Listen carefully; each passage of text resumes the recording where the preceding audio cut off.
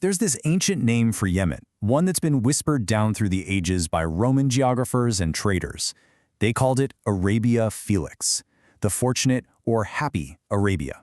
Just imagine that, a land famous for its incredible wealth, its powerful kingdoms, and these lush green landscapes that were like an impossible jewel set in the middle of a vast desert.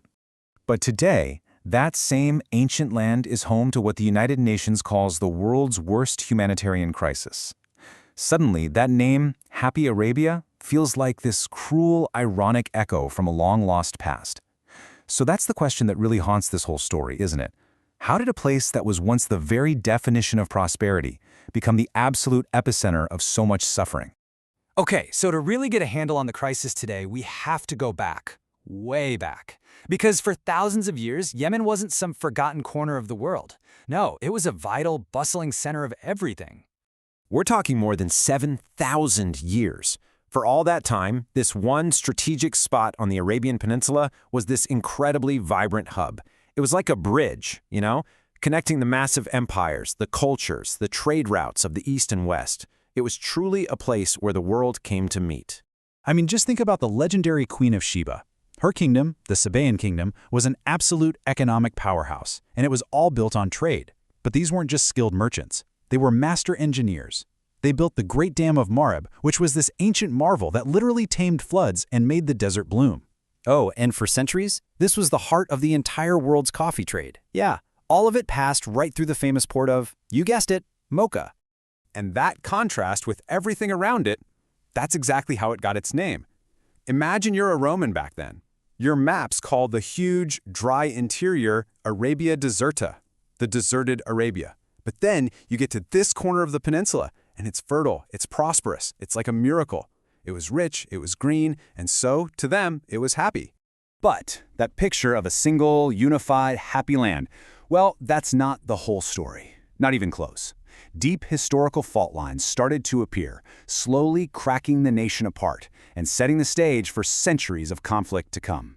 So fast forward to the 19th century, and you've got two huge empires literally carving Yemen in two. The Ottomans take the north, and the British take control of the south. And that division, which was imposed from the outside, it just gets deeper and deeper over the next 100 years. So much so that by the middle of the 20th century, you have two completely separate Yemeni states. And they only tried to come back together in 1990. And when I say different, they were polar opposites. On one hand, you had North Yemen, a military-led republic backed by Saudi Arabia and the West. Then you have South Yemen, which was the only communist, Marxist-Leninist state in the entire Arab world. So you've got two Yemens with totally opposing ideologies, different capitals, on completely different paths, trying to exist side by side. So you can imagine, when they finally unified in 1990, it was this huge moment of hope. But really, it was an alliance built on a super fragile foundation. Those deep divisions, they don't just vanish overnight. And sure enough, just 4 years later, the country was torn apart by a civil war. The cracks were already showing, big time. And it's those same cracks that would eventually shatter completely in our century, plunging the nation right into the devastating war that we see today. The final collapse, it happened with breathtaking speed. It really starts in 2011, when the Arab Spring hits Yemen and forces out the president of 33 years, Ali Abdel Saleh. The power transfer to his deputy, though, was shaky at best. Then by 2014, Houthi forces from the north, and here's the crazy part, they allied with their old enemy, the former President Saleh. They sweep in and take the capital. A year later, the new president flees, and that's when Yemen's neighbors, led by Saudi Arabia, jump in. And just like that, a messy civil conflict explodes into a catastrophic regional war. And this war, it's just this dizzying, confusing mess of shifting alliances. This is not a simple good guys versus bad guys situation. You've got the Houthi movement, who controlled the old northern capital. You've got the internationally recognized government, which is backed by Saudi Arabia and based in the south. Then you have southern separatists who want to bring back an independent South Yemen. And of course, tangled up in all that chaos are groups like Al-Qaeda, just taking advantage of the power vacuum.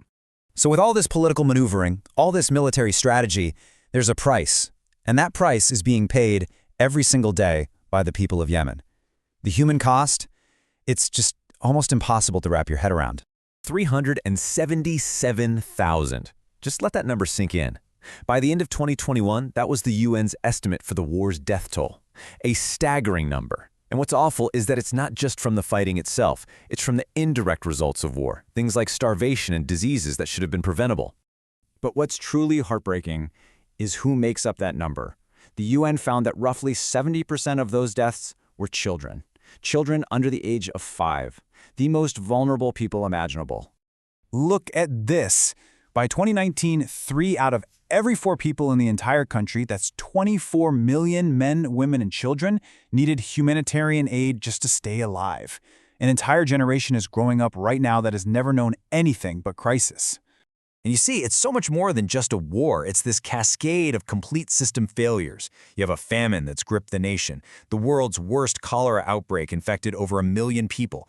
And underneath all of that, there's a catastrophic water crisis, with the capital city, Sana'a, the very same land where those master engineers once built the Great Dam of Marib, is now at risk of running completely out of water.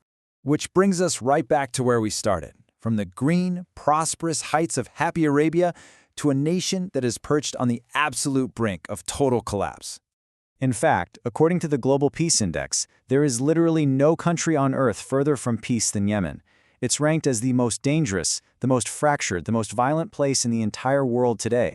And that leaves us with one last really sobering question. I mean, this is a land that has seen empires rise and fall, a civilization that has survived for thousands of years. But after all this division, all this conflict, and just so much suffering, can happy Arabia ever find its way back?